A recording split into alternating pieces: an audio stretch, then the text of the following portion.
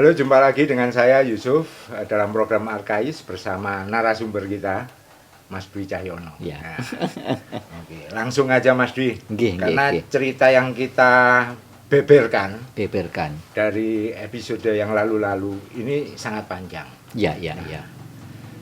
Kemarin kita berbicara bagaimana makna Panji dilihat dari berbagai aspek. Nah, ada yang belum kita bicarakan saja, Ya. yaitu aspek spirit cerita Panji dalam ketokohannya itu menginspirasi seperti apa aja. Ya. Baik, jadi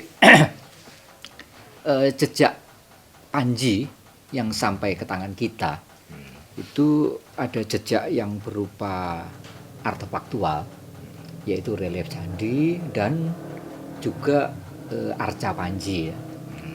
Kemudian dalam bentuk tekstual kita mendapati teks-teks naskah-naskah Panji, khususnya susastra yang berbentuk kidung.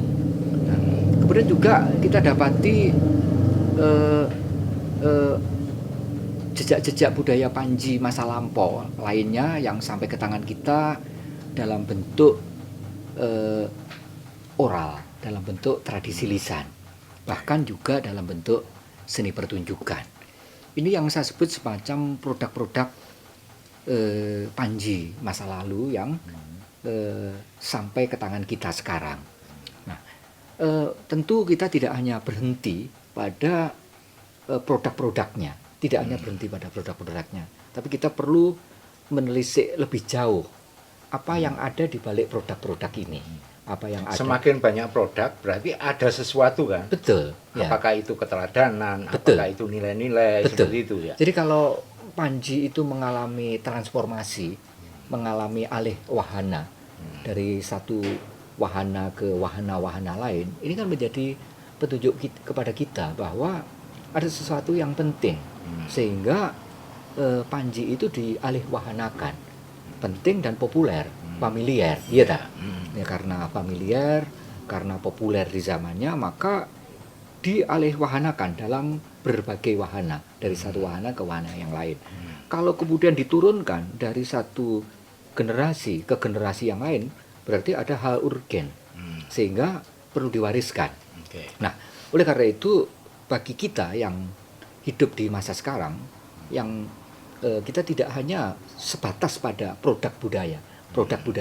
Jadi kalau kita bicara tentang tiga wujud kebudayaan, itu kan ada yang pertama itu disebut dengan sistem ideas, gitu ya. Jadi kompleks ide, gagasan, nilai, terpesan dan sebagainya itu di wujud pertama. Wujud yang kedua itu adalah aktivitas. Dan wujud yang ketiga itu adalah artefak. Nah, yang sampai ke tangan kita itu kan artefaknya. Karena aktivitasnya kan sudah berlalu. Dan bahkan jarang lagi atau tidak ada malahan itu. Ada yang tradisinya masih berlangsung, tapi yang tradisi yang masih berlangsung sampai sekarang itu kan sebagian dari keseluruhan. Gitu. Apalagi kompleks idenya. Tetapi bukan tidak mungkin berangkat dari artefak kita bisa menyingkapkan tentang wujud pertama, yaitu kompleks ide atau yang disebut dengan cognitive culture ya. Jadi budaya kognitifnya. Tapi kita juga bisa menyingkapkan pula mengenai activity culture. Jadi aktivitas budaya berdasarkan jejak artefaktual yang sampai ke tangan kita. Ini yang saya kira belum banyak di-explore ya.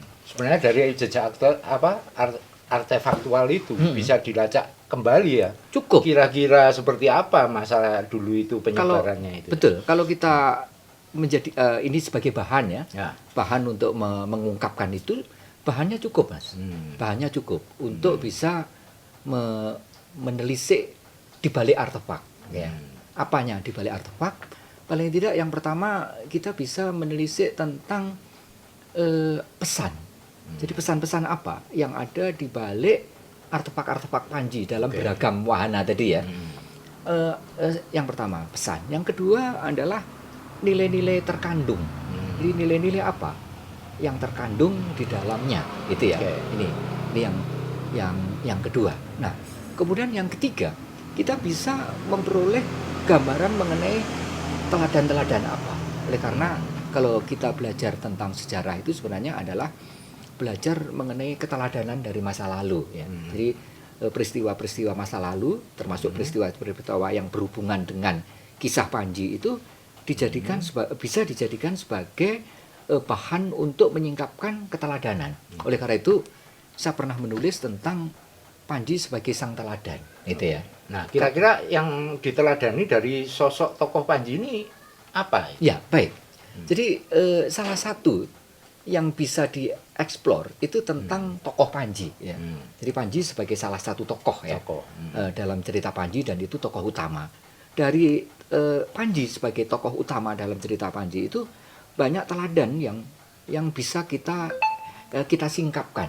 Jadi Panji itu sebagai sang teladan, Panji itu sebagai orang model ya. Jadi orang model di zamannya ya, di zamannya. Nah, sebagai orang model, sebagai teladan, Panji itu meneladani apa, memodeli apa gitu. Yang pertama, Panji itu sebagai teladan atau model dalam kaitan dengan birokrasi pemerintahan. Ya. Jadi Panji adalah seorang ksatria ya. Seorang yang masuk di dalam konteks birokrasi pemerintahan, karena Panji itu adalah apa yang kita sebut sebagai tokoh ya. Kalau kita lihat di konteks ceritanya, Panji itu kan putra mahkota. Ya, dia adalah seseorang yang dipersiapkan untuk menggantikan penguasa sebelumnya. Jadi ketika ayahnya itu kemudian lengser ke Prabon ya, mengundurkan diri dari pemerintahan, maka Panji lah yang akan menggantikan. Nah, pangeran dia. Iya, dia putra mahkota. Mahkota. Nah, dia putra mahkota. Nah, konteks cerita Panji itu digambarkan bagaimana si putra mahkota ini melengkapi dirinya. Ya, melengkapi dirinya dengan berbagai hal ya, pengetahuan, keterampilan, keyakinan-keyakinan, kemudian dan kepiawaian lain, sehingga ketika kelak putra mahkota itu menjadi raja itu sudah memiliki kesiapan. Dan di lingkungan ksatria itu begitu, Mas. Jadi ketika para ksatria yang merupakan putra-putra raja itu masih remaja, kemudian putra-putra raja ini kemudian diajarkan ke suatu lembaga pembelajaran. Kalau kita lihat Mahabharata, baik keluarga Pandawa atau keluarga Kurawa itu kan kemudian belajar ya dengan kepada seorang guru gitu ya, di satu Mandala Kadewa Guruan ya, di satu tempat pembelajaran. Nah, karena ksatria maka materi ajar yang pertama itu adalah materi ajar yang berkenaan dengan kekesatriaan. Misalnya bagaimana mengelola negara. Oleh karena itu pengetahuan-pengetahuan yang berkenaan dengan pengelolaan kenegaraan itu perlu disampaikan. Karena ksatria itu juga sekaligus pimpinan militer ya. Maka olah kanuragan, gladi kemiliteran itu diajarkan. Salah satu di antara olah kemiliteran yang diajarkan kepada para ksatria itu belajar mana, ajar mana. Nah, itu satu yang penting. Nah, Panji ini semacam begitu. Dia adalah seorang putra mahkota yang kelak akan menggantikan penguasa sebelumnya, dan di dalam cerita Panji ini sedang melengkapi dirinya dengan piranti-piranti itu, sehingga ketika nanti tampil sebagai penguasa berikutnya dengan satu kesiapan. Ya. Jadi yang pertama tentu yang bisa kita teladani dari Panji itu adalah keteladanan yang berhubungan dengan pengelolaan pemerintahan, karena Panji adalah seorang putra mahkota yang kelak akan menjadi raja. Jadi kita bisa melihat dari cerita-cerita Panji tentang bagaimana Panji itu memimpin pasukan untuk ekspansi kekuasaan. Misalnya dalam cerita Wayang Topeng Malang itu ada kisah tentang Bedahing Bali. Jadi Panji sebagai pimpinan militer ya, pimpinan militer menggambarkan tentang ekspansi Jawa ke Bali. Dan ini terkait dengan yang digambarkan ini sebenarnya adalah peristiwa yang terjadi pada era Hayam Wuruk, ketika Hayam Wuruk melakukan ekspansi kekuasaan dari Jawa ke Bali, ke satu pusat kekuasaan dari kerajaan Bali Dwi Pamandala atau dinasti Warmadewa di suatu tempat yang namanya Badahulu, ya. Dalam peristiwa historis ekspansi Majapahit ke Bali itu, ekspansi militer itu dipimpin oleh Gajah Mada dan Aditya Warman. Nah, ini ada semacam kemiripan ya dengan kisah Panji, tentang Bedahing Bali itu. Jadi kalau di peristiwa historis itu digambarkan bahwa pimpinan pasukan itu adalah Gajah Mada dan Aditya Warman. Dalam kisah Bedahing Bali itu yang memimpin itu adalah Panji. Nah, oleh karena itu salah satu ketokohan yang ada di dalam tokoh-tokoh Panji itu ada sebutan Klono.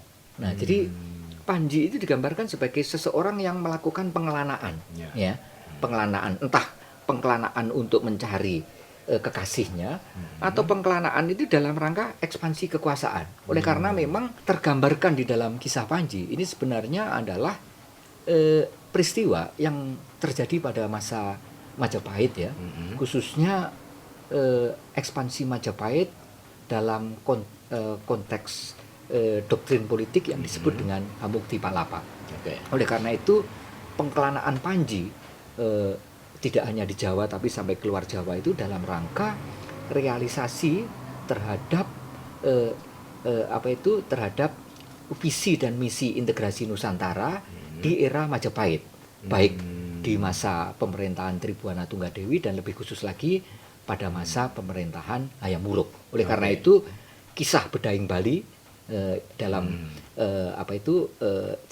cerita Panji yang dipentaskan dalam wayang Topeng Malang atau Topeng Dalang Malang ini sebenarnya menggambarkan tentang ekspansi Majapahit ke Bali yang dipimpin oleh Gajah Mada dan Aditya Warman. Nah, ini yang pertama. Jadi ada keteladanan yang berhubungan dengan aspek pemerintahan dan kemiliteran. Ya. Sekaligus politik sebenarnya. Sebenarnya politik ya, politik terutama politik integrasi Nusantara. Nah, apakah Panji hanya tampil sebagai seseorang yang piawi dalam bidang pemerintahan, dalam bidang militer atau strategi politik? Tidak, Panji juga digambarkan sebagai seorang seniman, Mas. Jadi bukan hanya ahli politik, pemerintahan, seniman juga, militer dan seniman, gitu ya. Nah, dalam beberapa kisah Panji itu kita memperoleh informasi ya, baik itu dalam sumber data teks ataupun dalam sumber data visual. Dalam hal ini relief candi, Panji itu digambarkan sebagai seseorang yang piawi, ya, piawi dalam memainkan alat musik, ya. Paling tidak, Panji itu digambarkan piawi dalam memainkan dua alat musik. Yang pertama itu adalah salukat. Salukat itu semacam gambang bambu, ya, gambang bambu, gambang dari bambu. Nah, bukan hanya bisa memainkan, tetapi Panji itu digambarkan sebagai seseorang yang piawi dalam melaras nada, ngelaras. Nah, jadi sound engineer kalau sekarang. Ngelaras. Jadi belum tentu musisi ya, yang bisa memainkan alat musik itu bisa piawi ngelaras. Ya. Jadi kalau sudah bisa ngelaras, itu kalau memainkan mesti jago, karena dia tahu titi laras ya. Karena di dalam musika Jawa itu kan ada apa yang disebut dengan titi laras. Nah, orang yang bisa ngelaras itu tentu orang yang sangat paham terhadap titi laras. Nah, Panji itu dalam hal ngelaras salukat, ya, jadi sebutan gambang kayu itu dulu salukat. Nah, itu adalah Panji. Nah, apakah ada visualisasi dalam bentuk relief candi di mana Panji itu digambarkan sedang memainkan alat musik yang berbentuk salukat? Ada, Mas. Itu artefaknya di mana ya? Paling tidak ya. Sejauh kita ketahui, ada dua candi yang memiliki relief yang menggambarkan Panji sedang memainkan alat musik salukat. Yang pertama di pendopo teras Candi Penataran. gitu ya. Di penataran Blitar. Blitar, Ya. pendopo teras. Oke. Jadi salah satu di antara berbagai komponen bangunan di dalam satu kompleks. Penataran itu kan satu kompleks ya. Luas. Luas itu yang terdiri atas berbagai komponen itu. Salah satu di antaranya adalah apa yang disebut pendopo teras. Ada pendopo teras 1, ada pendopo teras 2. Ya. Nah, pendopo teras 2 itu seluruh dinding terasnya itu diberi pahatan berkeliling gitu ya. Ya. Nah, salah satu di antara pahatan yang terdapat di pendopo teras itu adalah pahatan atau panel relief yang menggambarkan Panji sedang memainkan salukat beserta kekasihnya, beserta Candrakirana atau Ya. Sekartaji.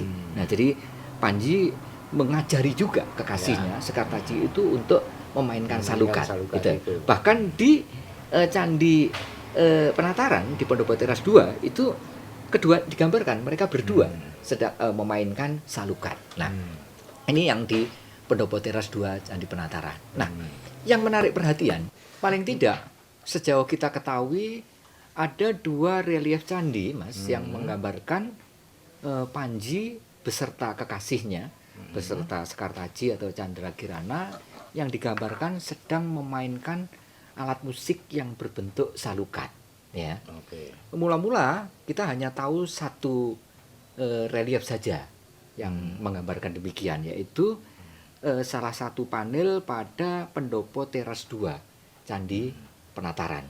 Oke.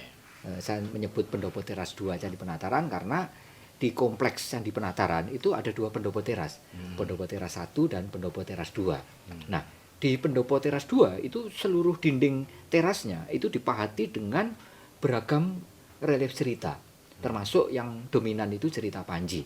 Nah, Dan itu tergambar ya? Tergambar. Panji itu tergambar di situ. ya tergambar jelas itu. Jadi Panji beserta kekasihnya itu memainkan salukat. Bahkan ada 2 panel. Yang pertama ketika Panji dan kekasihnya itu sedang memainkan salukat, dan nampaknya Panji itu di samping memainkan bersama, Panji itu sedang semacam mengajari gitu ya. Oke. Ngajari atau memikat pacarnya ini? Itu sekaligus ya. Jadi, sebenarnya ini kalau dilihat konteks ceritanya, ini kan berkaitan dengan apa yang di Jawa itu disebut dengan loro wuyung, ya, sakit asmara. Ya, Jadi ketika Panji itu sedang belajar di suatu tempat pembelajaran, satu mandala yang ada di seberang perairan, Ya. di seberang sungai, artinya di tempat yang jauh gitu, Panji menjadi murid gitu ya, menjadi sisya. Ya. Nah, kekasihnya yang ditinggal itu sakit, ya sakit itu ya. Kangen ini Nah, kira-kira gitu. Nah, ya. berbagai obat itu dicobakan ternyata tidak sembuh. Ternyata sakitnya itu apa yang di Jawa disebut dengan loro puyung, ya, sakit asmara, loro kangen sebenarnya. Ya. Nah, oleh karena itu di dalam relief cerita ini yang diberi judul Jaruman Atat. Jaruman Atat. Jadi Atat itu artinya burung. Jaruman itu nama burungnya. Ya. Jadi manuk jaruman, burung jaruman. Nah, yang menarik dalam relief cerita ini menggambarkan bagaimana Panji itu mengirimkan surat cinta, ya, mengirimkan surat cinta kepada kekasihnya yang ada di tempat yang di seberang itu ya, di tempat yang jauh itu dengan mengirimkan surat lewat burung jaruman ini. Jadi digigit dengan paruhnya, kemudian burung itu terbang dan kemudian mengirimkan surat cinta dari Panji itu kepada kekasihnya. Nah, kekasihnya langsung sembuh begitu mendapatkan surat cinta itu. dari Panji itu. Nah, ini jadi pos ya, ancient post itu sudah tergambar gitu ya. Jadi kalau ada kekasih sakit cukup dikasih surat Kasih aja. surat dan surat cinta gitu ya. Jadi salah satu penyembuh penyakit itu selain obat ya, itu adalah surat cinta, gitu ya. Nah, setelah Panji menyelesaikan pendidikannya itu, menamatkan pendidikannya, karena itu ketika Panji beserta kekasihnya itu memainkan salukat, Panji itu digambarkan rambutnya itu disanggul tinggi begitu ya, kemudian diberi ikatan itu yang disebut dengan jata makuta. Nah, jadi seperti sorban gitu. Ya. Jadi seperti bersorban gitu ya. Ini menggambarkan Panji ketika baru saja menjalankan pendidikan. Ya, jadi para sisya itu ketika sedang belajar itu dia memanjangkan rambutnya dan rambutnya itu digelung Digelung besar itu, sampai di sanggul ke besar atas, itu. ya. Nah, sanggul besar semacam ini sebutannya Jatama Kuda. Nah, jadi Panji ketika memainkan Salukat beserta kekasihnya itu masih mengenakan Jatama Kuda. Nah, ini panel yang pertama. Panel yang kedua itu adegannya adegan asmara. Jadi setelah bermain musik untuk Tombo Kangen tadi, Ya. akhirnya keduanya terlibat dalam dalam adegan asmara. Bahkan Salukat yang sebelumnya itu dimainkan itu terlihat terguling karena kepancal. Saking hebohnya. Saking ya. hebohnya dalam bermain asmara itu. Nah, jadi ini menjadi gambaran kepada kita bahwa pertama Panji juga piawi di dalam memainkan alat musik, yaitu salukat. Terus yang kedua, Panji juga mengajarkan kepada orang lain, termasuk kepada kekasihnya itu untuk memainkan salukat. Tetapi dalam konteks ini salukat ini juga dipakai sebagai wahana untuk curah asmara, gitu ya. Curah asmara itu semacam prolog gitu sebelum melakukan adegan asmara itu ya. Jadi sebenarnya lagu-lagu cinta itu sudah diciptakan sejak zaman Panji. Ya, betul. Gitu Jadi ya. ini penghantar ya. Penghantarnya itu Penghantar untuk Oke. memasuki adegan asmara itu. Nah, ini yang di Pendopo Teras 2 Candi Penataran. Nah, paling tidak pada 3 tahun lalu kita mendapatkan satu panel relief itu di satu candi yang lokasinya tidak terlalu jauh dari Candi Penataran. Yaitu Candi apa ya? Candi yang sebutannya ini sebenarnya mengabadikan nama perkebunan. Ya, ini nama perkebunannya adalah Gambar Wetan. Ya. Oleh karena itu candinya disebut dengan Candi Gambar Wetan. Ya, karena reruntuhan candi ini ditemukan di areal perkebunan Gambar Wetan. Di seberang utara dari aliran Kali Lahar namanya Kali Bladak, berada pada lereng ya, pada lereng bawah dari Gunung Kelut gitu ya, atau Gunung Kamput. Jadi di lereng sebelah selatan barat dari Gunung Kamput atau Gunung Kelut. Nah, sebenarnya Candi Gambar Wetan ini sudah diketahui lama. Bahkan sebelumnya kita juga mendapati adanya panel-panel relief. Nah, di antaranya adalah panel-panel relief yang mengindikasikan relief cerita Panji. Nah, 3 tahun yang lalu ketika dilakukan ekskavasi di Gambar Wetan, ternyata kita mendapatkan tambahan panel-panel relief yang lebih menguatkan bahwa ada khasanah cerita Panji pada relief yang terdapat di Candi Gambar Wetan. Nah, yang menarik perhatian kita dalam kaitan dengan apa yang kita dapati di Pendopo Teras 2 Candi Penataran, juga kita dapati adanya adegan yang menggambarkan Panji beserta kekasihnya sedang memainkan salukat. Nah, itu. Jadi menguatkan. Jadi kalau di dalam teks itu dikatakan bahwa Panji itu disebut-sebut di dalam karya sastra ya. Panji itu disebut-sebut piawi dalam memainkan salukat, bahkan melaras salukat. Itu terdukung oleh data artefaktual yang berupa relief candi. Bahkan tidak hanya satu relief candi, paling tidak ada 2 candi. Ada 2 candi yang memperkuat Candi Penataran dan candi tetangganya, yaitu Candi Gambar Wetan. Nah, ini satu alat musik yang piawi dimainkan oleh Panji, yaitu alat musik jenis silopun ya, alat musik pukul ya, dalam bentuk salukat.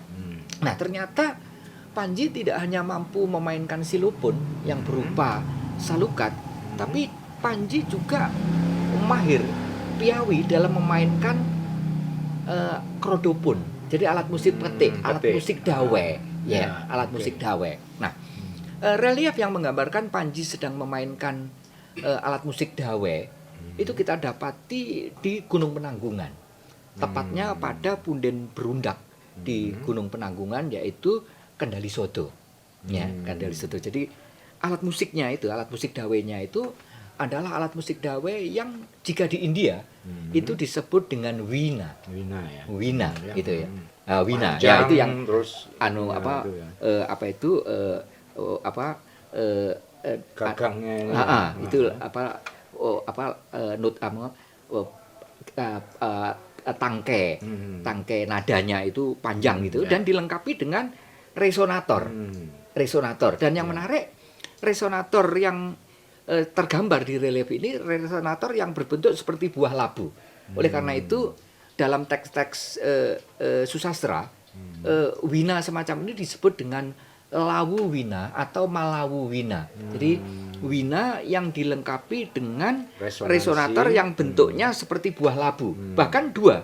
Ada yang di belakang, ini Ya. separuh buah labu, tapi yang di depan itu seperti buah labu utuh. Gitu. Nah, ini di India masih dikenal. Ya. Dan di Indonesia kita mendapati visualisasi semacam itu, baik pada relief ya khususnya ya. Pada relief itu kita dapati di berbagai tempat. Di Candi Jago kita juga Ya, dapati ya. dapati. Kemudian di Pendopo Teras di Gunung Penanggungan di Punden Perunda Kendali Soto kita dapati. Nah, jadi Panji itu juga mahir memainkan wadidra, alat musik yang berbentuk krodopun. Dalam hal ini berupa lawu wina atau malawu wina gitu ya. Dan ketika memainkan tuh sama ya. Jadi alat musik ini juga alat musik yang menjadi penghantar asmara, karena ketika memainkan itu kekasihnya itu berada di pangkuannya, di pangku Panji, terus Panji sambil memainkan alat musik gitu. Jadi mirip dengan salukat tadi ya. Jadi salukat itu dimainkan sebagai penghantar untuk memasuki adegan asmara. Begitu juga yang digambarkan pada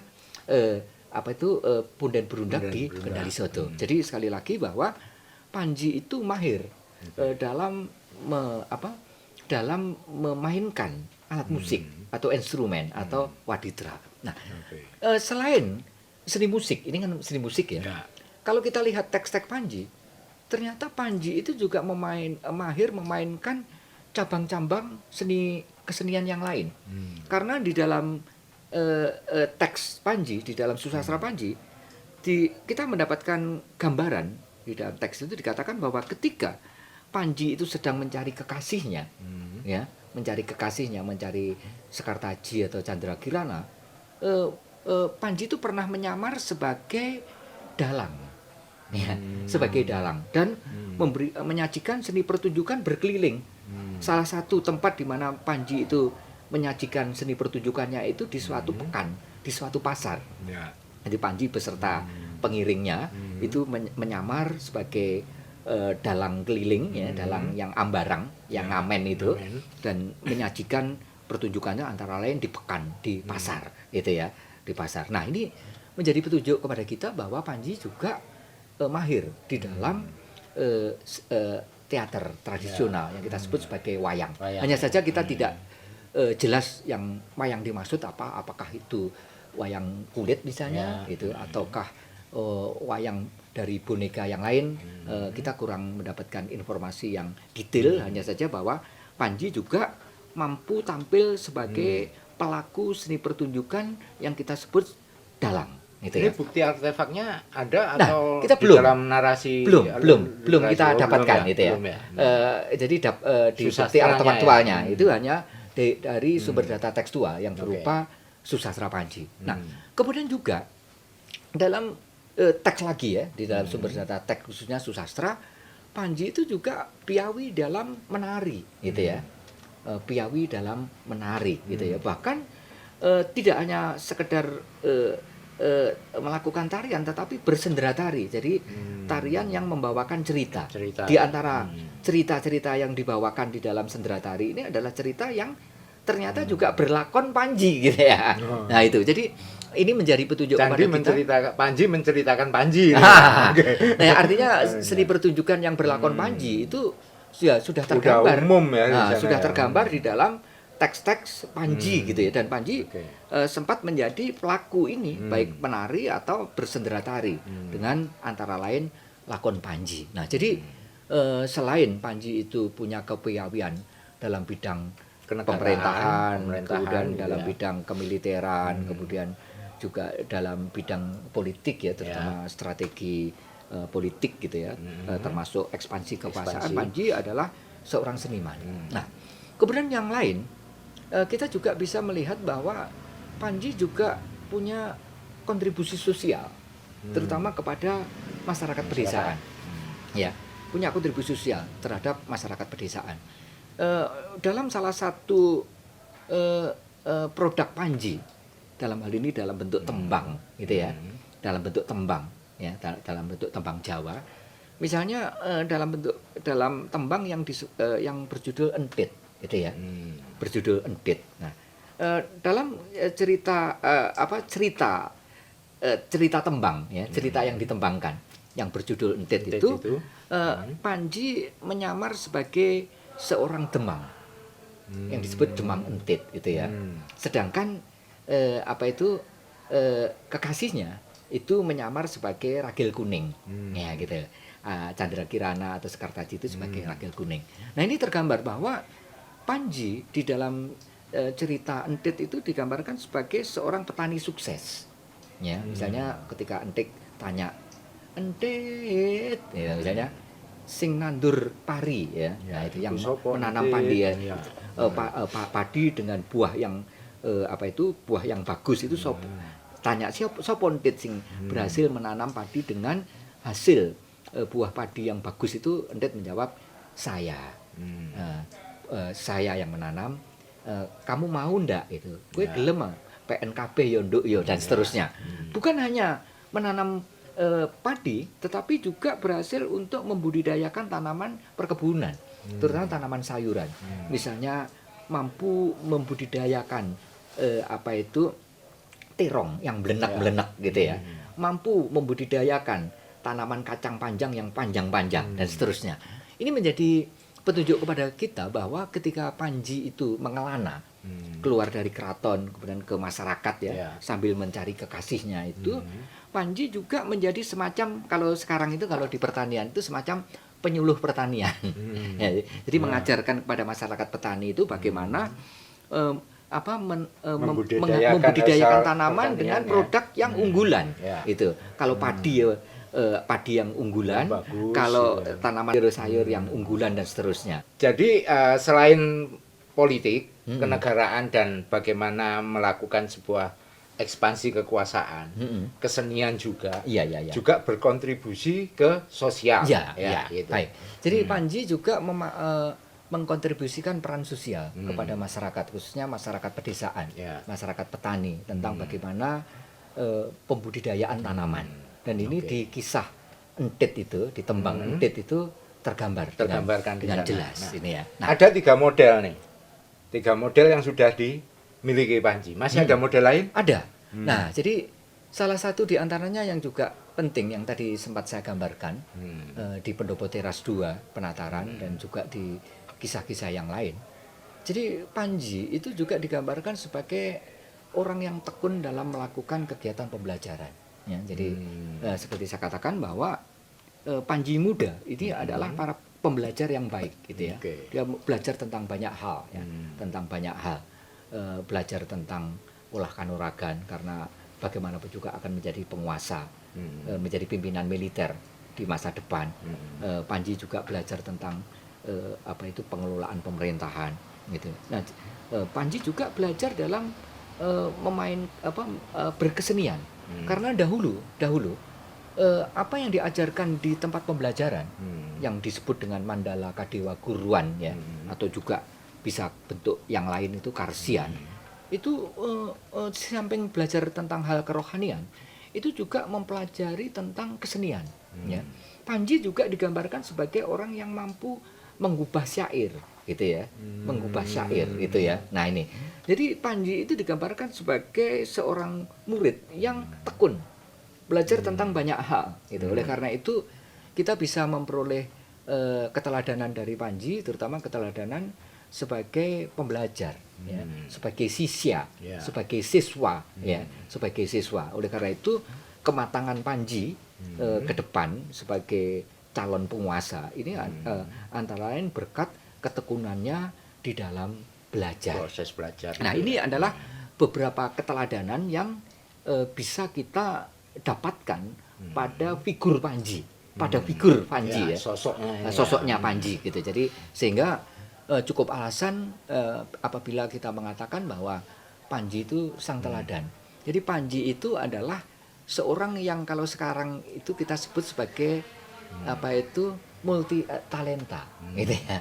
Orang yang Dan itu sebenarnya adalah wajah yang harus bisa digambarkan menjadi seorang calon pemimpin ini harusnya seperti dia. mestinya Iya, ya, iya. mestinya. Iya. Jadi seorang pemimpin, Panji kan memang seorang calon pemimpin Iya, ya. calon pemimpin. Jadi seorang calon pemimpin itu ya memang kuat ya di dalam wawasan perpolitikan ya.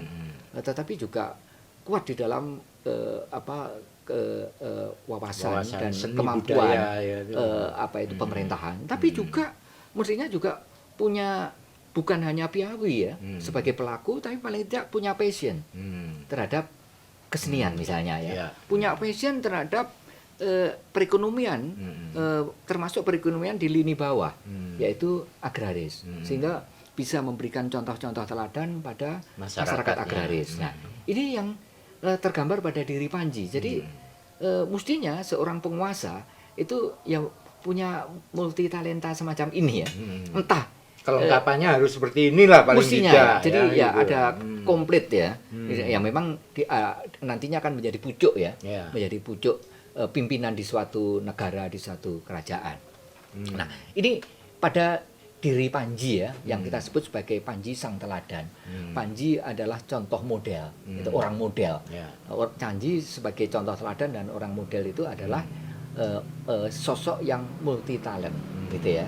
Nah, ini yang mestinya kita ya tidak harus calon penguasa ya, siapapun mestinya juga melengkapi dirinya, terutama ketika di usia muda ini dengan berbagai piranti ini, multi aspek. Ya. Jadi jangan hanya satu aspek tapi juga multi aspek, termasuk kerohanian ya, karena Panji juga membangun kepribadiannya ya, termasuk kerohaniannya. Nah, ini dari sosok Panji.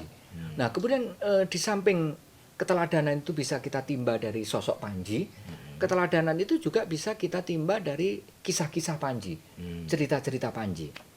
Nah, cerita Panji itu adalah satu cerita yang memiliki pesan penting ya. Pesan penting yang pertama itu adalah pesan penting yang berkenaan dengan penyatuan ya, seperti yang sempat kita bicarakan pada minggu lalu. Jadi ada menggarisbawahi tentang pentingnya integrasi. Karena dalam cerita Panji itu kan ada tiga pattern, tiga pola gitu yang saya sebut pola 3 in 1 itu ya, yaitu integrasi, disintegrasi, reintegrasi. Jadi penyatuan ini mestinya menjadi visi, menjadi misi ya, bukan hanya visi tapi juga akhirnya setelah menjadi praktisi ya, jadi penguasa itu menjadi misi dari pemerintahannya itu menyatukan, mengintegrasikan, terutama ketika di masyarakat itu sedang terjadi disintegrasi, sedang terjadi konflik, pergolakan kan, bahkan di dalam cerita Panji ini visi dan misi integrasi ini dilakukan ketika memang ada konflik berkepanjangan, yaitu perang saudara berkepanjangan ya, antara Panjalu dan atau Kadiri, sebutan lain untuk Panjalu ya. Panjalu atau Kadiri itu melawan saudaranya Jenggala. Oleh karena itu visi dan misi yang diemban, yang diusung oleh cerita Panji itu adalah visi dan misi yang berkenaan dengan integrasi. Jadi sebagai solusi bagi disintegrasi. Dan yang menarik perhatian kita, wahana yang digunakan untuk mereintegrasikan itu adalah wahana kasih, gitu ya. Jadi kasih, cinta dan sebagainya itu adalah satu solusi ya untuk mengatasi satu problem, terutama problem problem pergolakan, problem pertengkaran, problem perbenturan gitu. Jadi selesaikan problem itu dengan kekuatan kasih, dengan atas nama cinta. Nah, ini yang penting juga dalam cerita Panji, dalam kisah-kisah Panji. Karena di kisah-kisah Panji itu terlihat sekali gitu, visi dan misi integrasi itu tampak itu ya. Itu bahkan sampai di zaman Mojopahit pun. Dalam arti kata bahwa apa yang terjadi dalam kesejarahan Mojopahit juga disimbolkan juga di dalam masuk cerita Panji gitu. Betul. Ya. Jadi memang visi dan misi integrasi itu diusung ya, atau diintroyeksikan Ya. ke masyarakat melalui melalui wahana cerita Panji itu dalam berbagai macam bentuk ya, Ya. dalam bentuk seni pertunjukan, dalam bentuk relief candi, dalam bentuk karya ini memang disesuaikan dengan konteks politik pada masanya, pada masa pemerintahan itu, yaitu konteks tentang integrasi Nusantara gitu ya. Nah, oleh karena itu saya kira kalau kita mau menarik ya ke kepentingan masa kini ya, jadi Indonesia misalnya yang merupakan negeri yang luas arealnya ya, arealnya luas, kemudian terdiri atas banyak pulau, terdiri atas beragam etnik gitu ya, beragam latar budaya itu, jadi yang kita sebut sebagai bineka itu. Jadi kebinekaan ini untuk menyikapi kebinekaan itu salah satu solusinya ya, salah satu solusi yang penting ya, salah satu ya, mestinya ada banyak solusi ya. Salah satu solusi yang penting itu adalah solusi integrasi, sehingga apa yang tergambarkan di dalam Sasanti Bhinneka Tunggal Ika itu sebenarnya sesuai dengan misi dan visi yang diemban oleh Panji gitu. Jadi keragaman, bahkan bukan hanya keragaman tapi bahkan perbenturan itu kemudian diselesaikan problematikanya itu dengan menggunakan penyatuan ya, ketunggalan. Nah ini, nah jadi ini pesan yang bisa kita tangkap dari beragam cerita Panji ya. Nah kemudian yang lain lagi, bahwa ada satu pesan yang perlu kita teladani dalam cerita Panji itu adalah pesan yang berkenaan dengan apa yang saya sebut sebagai bukan hanya aktivitas tapi kreativitas ya. Jadi kisah-kisah Panji itu memberikan gambaran kepada kita bagaimana manusia masa lalu, masyarakat masa lalu, yaitu pada masa paling tidak pada masa Hindu-Buddha ya, atau lebih khusus lagi pada masa Majapahit ya. Itu merupakan masyarakat yang aktif dan kreatif gitu. Bukan hanya aktif ya, tapi kreatif gitu ya. Nah, kita memperoleh gambaran kepada kita bahwa pengaruh asing ya, pengaruh asing dalam hal ini pengaruh budaya India itu tidak kalau di masa-masa awal ya, pada masa awal itu diadopsi ya. Artinya dicontoh mentah-mentah. Tapi lambat laun itu kemudian diadaptasi. Sehingga tidak lagi terkesan sebagai produk budaya asing walaupun berasal dari manca ya, tapi kemudian menjadi membumi gitu ya. Karena melalui proses adaptasi, melalui proses pengolahan ya, melalui proses pengadukan ulang, sehingga ada proses adaptasi, ada proses reworking, ada proses remolding, sehingga cerita Panji itu merupakan contoh gambaran tentang bagaimana pengaruh luar itu diadaptasikan. Jadi menggambarkan tentang adaptasi budaya. Yang terakhir, cerita Panji itu juga memberikan gambaran kepada kita tentang kreativitas, termasuk kreativitas untuk mengembangkan ya, yang semula hanya merupakan kisah oral, itu kemudian dialihwahanakan ke dalam berbagai bentuk, berbagai wahana yang lain. Dan itu tidak hanya terjadi pada satu masa, tapi kemudian lintas masa, bahkan jejaknya kita dapati pada masa sekarang. Nah, pesan kemudian teladan ya, dan model-model yang bisa kita eksplor dari Panji, di balik artefak Panji itulah yang untuk kepentingan sekarang, spiritnya ini ya, kemudian apa yang saya sebut sebagai cognitive culture-nya, inilah yang menurut saya ini adalah sesuatu yang penting untuk kita transformasikan ke masa sekarang. Walaupun bahan yang kita eksplor itu dari masa lalu, tetapi hasil eksplorasi yang berupa spirit, teladan, model, pesan dan sebagainya itu walaupun beda masa, tetapi masih relevan jika kita aplikasikan di masa sekarang. Itulah pentingnya transformasi budaya dari lampau ke kini. Gitu. Oke, artinya yang bisa saya highlight saat ini adalah tokoh sosok Panji tidak hanya bisa dipandang sebagai sosoknya saja, tetapi apa yang dilakukan, apa yang digambarkan, ya kan, mereproduksi sebuah kebudayaan itu sendiri. Itu Pak ya. Ya, Oke. betul. Nah, juga begini. Kalau kita hanya berhenti pada artefak, karena ini artefak masa lalu, Ya. itu adalah artefak yang out of date, ya. Jadi masuk museum dan sudah masuk museum. Jadi sudah selesai Ya. berhenti. Tapi bagaimanakah artefak yang out of date itu kemudian diupdate? Ya. Nah, yang diupdate itu sebenarnya bukan artefaknya, yang diupdate itu adalah apa yang dibalik Yang dibalik artefak. artefak Maka itu. itu pentingnya apa yang ada di balik artefak itu untuk updating budaya. Jadi Oke. budaya masa lalu itu bisa diupdate itu untuk kepentingan kekiniannya, Hmm. bukan sebatas pada artefaknya, tapi sesuatu yang ada di Kandungannya. balik artefak, kandungan, Kandungannya ya, yang itu ya. apa yang terkandung di balik artefak. Inilah yang saya sebut sebagai updating budaya, atau kita sebut sebagai aktualisasi. Jadi Oke. khasanah budaya Panji yang merupakan khasanah masa lalu itu perlu diaktualisasikan ke dalam kehidupan di masa sekarang. Nah, siapa yang akan melakukan? Nah, Akan kita lihat di episode selanjutnya. siap.